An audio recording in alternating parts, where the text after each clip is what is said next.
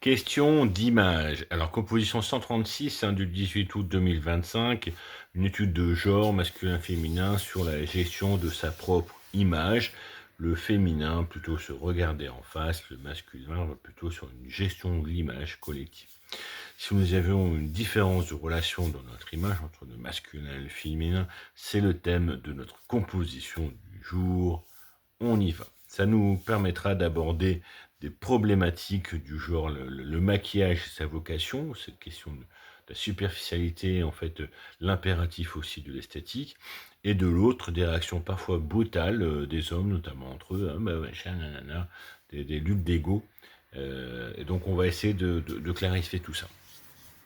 Alors, le féminin ici, on commence féminin, masculin, puis une petite conclusion, hein, vous connaissez, puis les quatre illustrations sur le côté, quand l'un fonctionne, quand l'autre fonctionne pas, quand les deux fonctionnent et quand les deux dysfonctionnent sur cette capacité de gestion d'image. Alors, le féminin ici va d'abord chercher en fait à dépouiller l'image de ses artifices, hein. Plus on va utiliser l'artifice, plus on va savoir que c'est des artifices. Donc, bon, bien sûr, matériel, les perruques, les gaines, etc. Mais aussi comportementaux, une façon d'être, une façon de sourire, des techniques de langage. C'est une recherche d'authenticité dans un premier temps.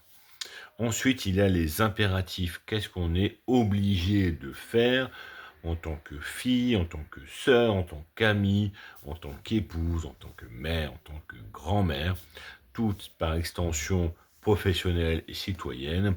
C'est la charge des devoirs à assumer. Une fois que l'on a un peu listé tous les devoirs qui sont à tenir, il y a une façon de réussir à répondre à ces engagements, à le fameux être une mère digne, ou au contraire les femmes indignes qui n'arrivent pas à tenir leur place. Donc c'est tout ce rapport, hein, de l'attitude par rapport aux exigences. Enfin, il y a une façon de jauger ces relations. La femme en face de moi est-elle digne de moi? Puis-je lui partager mes peines ou pas, hein, c'est une relation de femme-femme, hein, là bien sûr. On prend parfois cela pour de la jalousie, mais en fait c'est une forme de reconnaissance. Tu es comme ça, plus je suis comme ça va donner ça. C'est-à-dire que c'est quelque chose de très simple. Celle-là, elle est digne de confiance, je vais lui faire confiance par rapport à ce que moi je suis, par rapport à ma façon d'être, ou inversement. Donc là, un peu toutes les configurations, mais c'est d'abord du point de vue masculin. Des fois, on ne comprend pas en fait ces femmes qui s'écharpent dans des situations privées ou même professionnelles. Et ben, on est sur ces notions de reconnaissance. L'une reconnaît l'autre, l'autre ne le reconnaît pas, puis il y a des distorsions là-dessus. Et là, donc, il y a un affrontement. Et le masculin ne comprend pas, hein, vraiment. Là, il y a quelque chose qui est de l'ordre du fossé. Alors, en face, le masculin gère son image. Ici, on n'est plus sur la projection de soi-même, mais beaucoup de femmes se trompent en essayant de comprendre les hommes comme ça. Voilà, tu te projettes comme ça. Non, non.